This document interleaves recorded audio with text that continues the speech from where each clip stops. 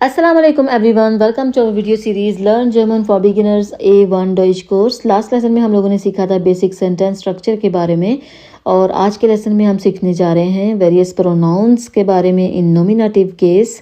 तो स्टार्ट करते हैं अपना लेसन नंबर 11 लेक्सियन 11।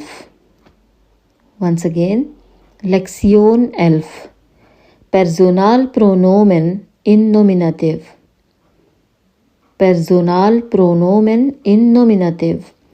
इससे पहले कि मैं अपना लेसन स्टार्ट करूं, हम सबसे पहले जान लेते हैं कि प्रोनाउंस जो हैं वो होते क्या हैं।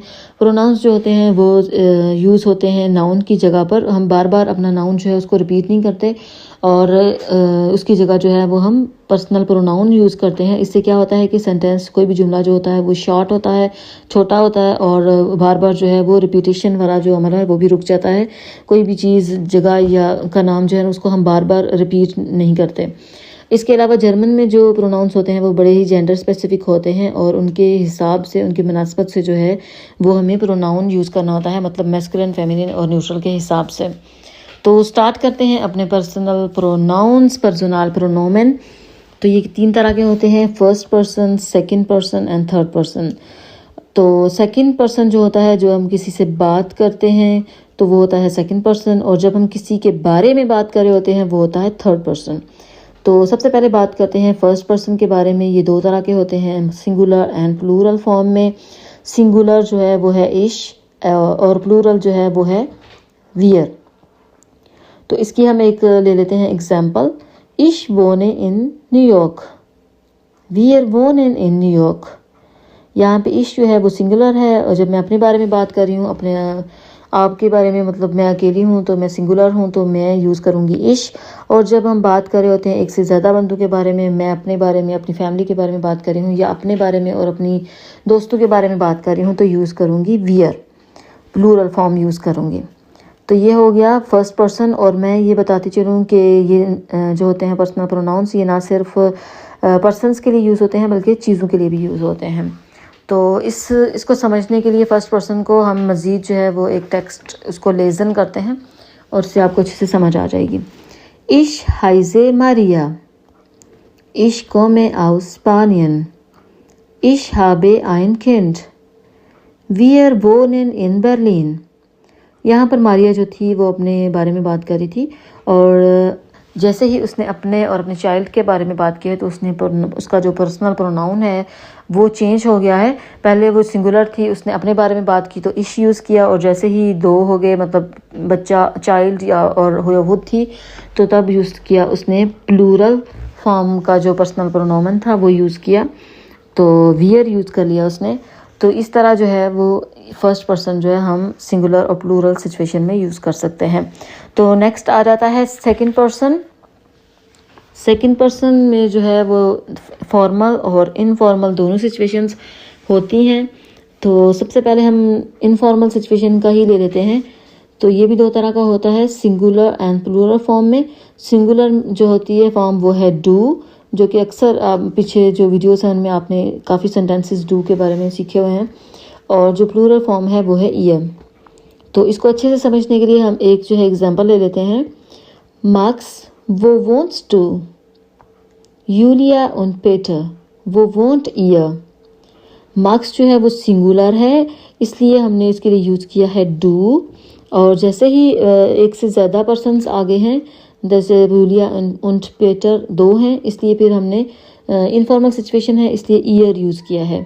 तो प्लूरल फॉर्म जो इनफॉर्मल सिचुएशन में होता है वो होता है ईयर। सिंगुलर होगा डू एंड प्लूरल में होगा ईयर। यूलिया और पीटर वो वोंट ईयर।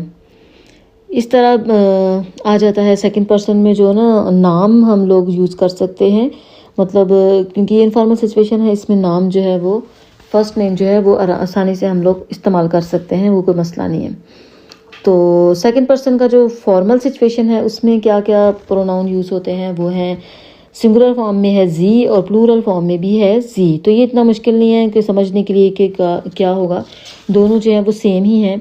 बस डिफरेंस ये होता है, एक सिंगुलर जो है वो स्मॉल लेटर्स में लिखते हैं एस, और जो दूसरा है प्लूरल वाला उसका जो है वो एस कैपिटल होता है। तो हम एक एग्जांपल ले लेते हैं। सिंगुलर फॉर्म है हेर म्यूलर, वो wohnen sie। और प्लूरल फॉर्म की एग्जांपल है हेर und फ्रॉ म्यूलर, वो wohnen sie। आपने नोट किया होगा कि जो सिंगुलर फॉर्म थी उसमें मतलब हेर म्यूलर एक ही है, तो इसलिए फिर सिंगुलर फॉर्म यूज़ की गई है, मतलब स्मॉल एस यूज वाला जी यूज़ किया है। और जैसे ही हेर म्यूलर और उसकी फ्राउ दोनों आगे हैं, मतलब प्लूरल सिचुएशन हो गई है, तो उसके लिए फिर हम लोगों ने कैपिटल एस वाला मतलब प्लूरल जी जो है वो यूज़ किया है। अभी जब आ जाते हैं हम थर्ड पर्सन की जानिब। थर्ड पर्सन जो है वो बड़ा ही जेंडर स्पेसिफिक होता है, और सिंगुलर फॉर्म में जो है वो 3 प्रोनाउंस आ जाते हैं, जैसे एयर, जी और एस। एयर मैस्कुलिन, जी फेमिनिन और एस जो है वो न्यूट्रल फॉर्म में यूज़ होता है। और प्लूरल है जी, ये भी जो है एस कैपिटल फॉर्म में यूज़ होगा। और यहाँ पे सबसे पहले बात कर लेते हैं हम एयर की। और यहाँ पे फॉर एग्जांपल दस east missile, missile won't in London. अब यहाँ पे जैसे कि हमने स्टार्ट में बोला था कि पर्सनल प्रोनाउंस जो हैं वो बार बार नाउन को रिपीट नहीं होने देते, उसकी जगह ले लेते हैं।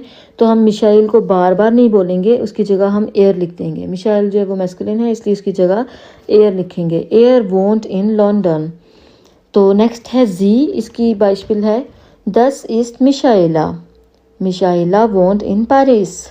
तो यहाँ पे भी मिशाइला की जगह हम लिखेंगे जी, क्योंकि ये फेमिनिन है तो इसकी जगह आएगा जी, जी वोंट इन पेरिस। तो नेक्स्ट वन आ जाता है, ये न्यूट्रल फॉर्म है, दस इस्ट माइन बुख, दस बुख इस्ट आल्ट। तो दस बुख जो है इसको हम रिप्लेस करेंगे एस से, एस इस्ट आल्ट, दस बुख की जगह आ जाएगा एस, एस इस्ट आल्ट। तो अब आ जाते हैं हम प्लूरल फॉर्म की तरफ। जो प्लूरल है जी, उसके लिए फॉर एग्जांपल दस sind Petra und Jürgen, Petra und Jürgen wohnen in Hamburg। तो यहाँ पे पेट्रा और यूर्गन जो है वो उनको हम रिप्लेस करेंगे जिस प्रोनाउन से, वो है जी। और ये जब भी किसी सेंटेंस के स्टार्ट में आता है तो इसको हम एस हमेशा ग्रोस लिखते हैं, मतलब कैपिटल लिखते हैं। तो ये हो गया थर्ड पर्सन। तो अभी जो है हम देख लेते हैं कि हमने पूरे लेसन में क्या सीखा है, वो एक नज़र डाल लेते हैं। तो इस लेसन में हमने सीखा था कि पर्सनल प्रोनाउन होता क्या है, और ये जो है एक नाउन को बार बार रिपीट नहीं होने देता और उसकी जगह ले लेता है। और इसके बाद हमने सीखा था ये कितनी किस्म के होते हैं, ये तीन तरह के होते हैं, first person, second person and third person. तो जो फर्स्ट पर्सन होता है उसमें भी singular and plural situation forms होती हैं, मतलब सब में ही होती हैं। तो फर्स्ट पर्सन के लिए जब मैं अपने बारे में बात कर रही होती हूँ तो सिंगुलर फॉर्म के लिए यूज़ करूँगी इश, और प्लूरल में होगा यूज़ वियर। जब एक से ज़्यादा पर्सन्स हों तो फिर हम वियर यूज़ करते हैं, मतलब प्लूरल। तो सेकंड पर्सन जो है इसमें 2 तरह के हैं, informal and formal. Informal situation में जो सिंगुलर है वो है डू और प्लूरल है ईयर। और इसमें हम जो है ना वो फर्स्ट नेम जो लोगों के मतलब नाम वगैरह भी हम जो है वो यूज़ कर सकते हैं।